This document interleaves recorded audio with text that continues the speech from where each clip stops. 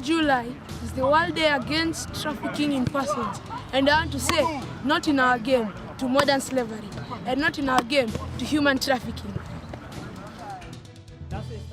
This is an online video clip for the World Day Against Human Trafficking, which is celebrated by the United Nations every year on July 13th.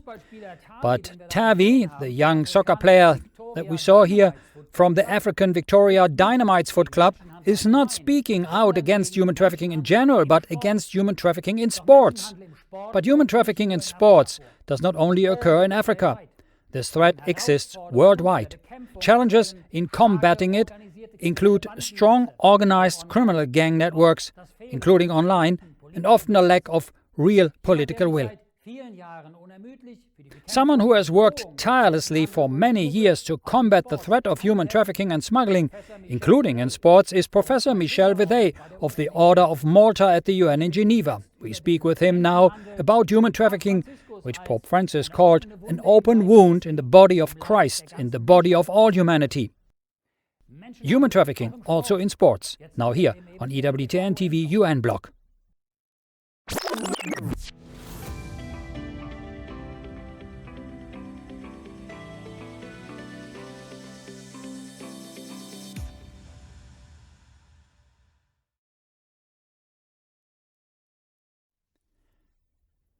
My interview guest today is certainly already known to you from many previous editions of this program.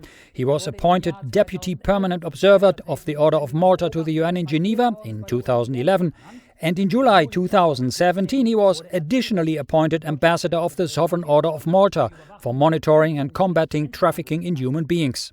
I now welcome in Geneva Michel Veuthey. Good afternoon, Michel. Yes, good afternoon, Christian. Good afternoon. And very happy to be with you again today. Michel, human trafficking and smuggling has long been a big, lucrative business around the world.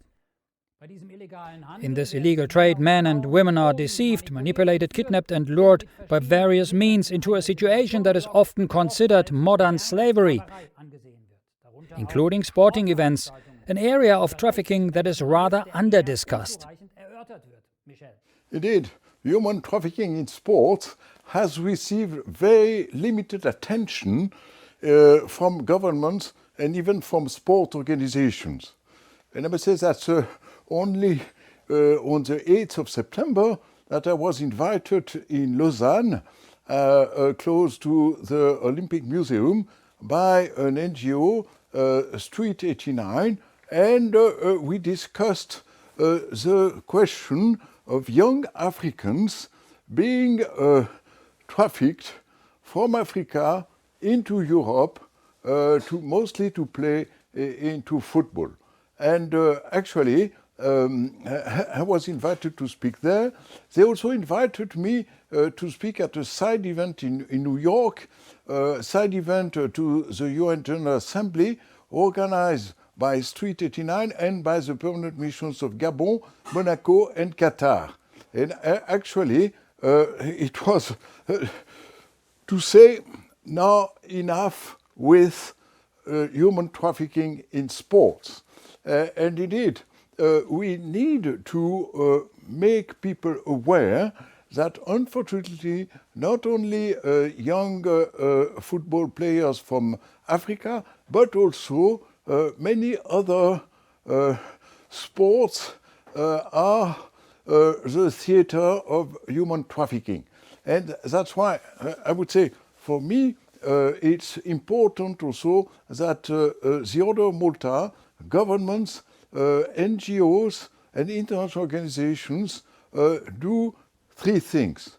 First, to raise awareness about this and about human trafficking in general. Second, to share best practices, because indeed there are best practices to prevent and to protect those athletes. And third, to promote action, and to promote action so that victims and survivors will be rehabilitated and reinserted either into sports or into other activities, including studying or including professional training. Michel, you mentioned the so-called good practices. They depend certainly on the fact that they need to be applied, and this is obviously lacking. What actually are best or good practices, if you could name some? Yes, that's a good question, because good practices exist, but I must say they are not too well known. And good practices could be of various kinds. Good practices could be for prevention, where you are distributing leaflets at the border between Ukraine and Poland, and telling young women with kids, please beware, you might be attacked or you might be trapped into human trafficking, or to inform also families in Africa, saying, please don't let your daughters go to extraordinary, tempting job in a hotel in Europe, which might be a completely different story when you land in Europe, or exactly also for young boys being promised to be a champion in a football team in Europe. So that's part of good practice in prevention. But then good practice also in protection means that you actually need to try to identify victims and then to tell medical doctors how to deal with them. But not only medical doctors, but also attorneys at law, police officers and judges, so that they will be able to identify victims. And identify victims for what they are, I must say, and identify victims for a very long, severe trauma. And this long and severe trauma deserves a very long and patient treatment. And I would especially mention the role of some religious congregations, including, of course, Catholic, which have been very patiently sheltering, listening to, and also taking care of victims and survivors. And quite often, it deserves not only patience, but it deserves also some special training. It will deserve medical attention, psychological care, and at times also possibly training for a new professional life. And that's why I must say some congregations are especially good at this. And I would like to mention networks, for example, networks like Renate, networks like Solvodi, networks like Talita Kum. Those are networks of religious sisters who are actually doing a lot of good work. And we had a few of them in our webinars, and I can tell you it's very impressive. It's very impressive what they are doing, and what they are doing not only in Nigeria, but also in Albania, but also in other parts of the world. And I would say, clearly, I want to pay homage to their dedication and also to their professionalism, so to speak, And then also, among the good practices, allow me to mention prayer, because it's also a spiritual issue. Human trafficking is one form of evil in today's civilization. And we definitely need to combat and prevent human trafficking also by prayer. The Order of Malta, for which Michel Veuthey is on the road against human trafficking, is, as you know, a Roman Catholic religious order. I would like to mention that there are many Christian communities that have declared war on human trafficking. In the forefront, Thomas Schirmacher, General Secretary of the World Evangelical Alliance, also a guest of past broadcasts. In the context of the Congress Against Human Trafficking and Sexual Exploitation in June of this year, Professor Schirmacher reported on his talks with UN Secretary General Antonio Guterres on human trafficking. He pointed out in his talks with Guterres a point of view that is rarely talked about. Und ein Thema, wo uns ausdrücklich gedankt hat, ist dieses Thema Menschenhandel. Aber wir haben He said in his talks, which also dealt with Russia and Ukraine, he had pointed out something that was hardly mentioned in our media, namely that almost all wars are also financed by human trafficking. For example, it is assumed that a third of what the Taliban are doing in Afghanistan is financed by human trafficking, trafficking of women and forced prostitution. Human trafficking is a criminal offense punishable by imprisonment from 6 months to 5 years, according to the German Penal Code, paragraph 232. Human trafficking exists everywhere and in almost all areas of society, and the victims are not only adults but also children. Especially due to the largely unregulated and open rapid growth of the e-sports industry on the internet, here children are exposed to cyberbullying, online predators, sextortion, inappropriate content and other risks. A real and often unmet challenge for parents, Michel. You know, unfortunately, you're right. Now, more and more, human trafficking is taking place online. Online for various reasons. First, it's cheaper. Second, it's more difficult to catch for police officers or for, and it's also very difficult also to prevent. And e-sports, of course, are very tempting because you say, okay, we are on the cutting edge of cultural activities. And then we definitely need to say, but those are traps. Those are very dangerous activities. If you don't pay attention, you might actually fall into those traps. So there again, I think it's not up to us to monitor the internet or to monitor e-games or e-sports, but really is to inform, to educate parents and to educate kids and to say, this is very dangerous, please don't be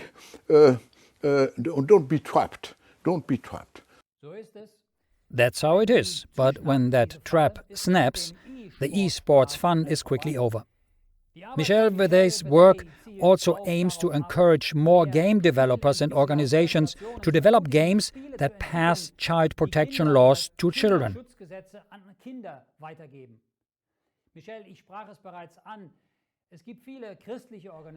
Michel, I already addressed this. There are many Christian organizations working against human trafficking, most especially at the United Nations in Geneva. We've covered this many times over the last few years. But tell us briefly about your work for the Order of Malta in the fight against human trafficking in sports and in general. No, definitely. You know, at every session of the Human Rights Council, I make a statement. And indeed, every time there is a special rapporteur asking for a contribution of the Order of Malta, I do make a contribution. And also in New York, the permanent mission in New York also has made statements. Also, I participated online at a side event on sports, as I told you. And last Thursday, I was in Vienna, and it was organized by the Vienna office, and that organized also by UNODC on human trafficking. So we do participate in face-to-face or online events, just not only to say what we are doing, but also to learn from others what they are doing. And for example, tomorrow and the day after tomorrow, there will be two side events where we will be participating. So I think it's quite important to use the United Nations, even if it's imperfect, but it's a marketplace where you can meet people, where you can exchange ideas, where you can promote action. And you can show that actually you are part of the international community and you want to promote cooperation. Now, what can sports fans do when they attend a sporting event? How can spectators at these events help, fight and raise awareness about human trafficking in sports? Can they contribute in any way at all? Of course. You know, if you're just buying a ticket and then sitting and showing your emotions, that's good. But then you have to be aware that you have young players and those young players need some attention and some respect. And indeed, if you can also show those young players, including if they are from Africa or from different parts in Europe, if you can play some respect to them, then you will also help them. But you will also have to ask, I must say, leaders of those sports associations, please do something, because there is a program and it's a Kazan plan. The Kazan plan actually is a program for, Kazan Action Plan, which was adopted in 2017 based on the international safeguards for children in sports, where national governments commit to link sports policy development to the 2030 agenda of the Sustainable Development Goals. And then what I would say is that only in 2020, the US State Department Trafficking in Person report, including sports for the first time, and estimated that within Europe's soccer industry alone, it is estimated that there are 15,000 human trafficking victims each year, mainly from West Africa. So I think also it's good that citizens, governments and sport associations pay more attention to this and indeed ask, as I told you, more respect for those young players and also offer them alternatives. If they are not successful in football, then you should offer them either to go back home, but safely, or to be included in a professional training, or to be included in education in different forms. But I think clearly more attention is needed. Achieving awareness is certainly an important and often good first step in the fight against human trafficking. For example, in February, on the feast day of Saint Josephine Bakita, and at the same time World Day of Prayer Against Human Trafficking, Pope Francis had said on the case of Bakita that God had taken care of her and accompanied her in the process of healing the wounds caused by slavery, until he made her heart, mind and inner being capable of reconciliation, freedom and tenderness, according to Pope Francis. Human trafficking is violence. The violence that every woman and girl suffers is an open wound in the body of Christ, in the body of all humanity, a deep wound that also affects each one of us, the Pope said. I think this hits the nail on the head and applies to the effects of the crime of human trafficking in general, at least from a Christian perspective. An open wound in the body of Christ, in the body of all humanity, a deep wound that also affects each one of us. Thank you for watching. God bless.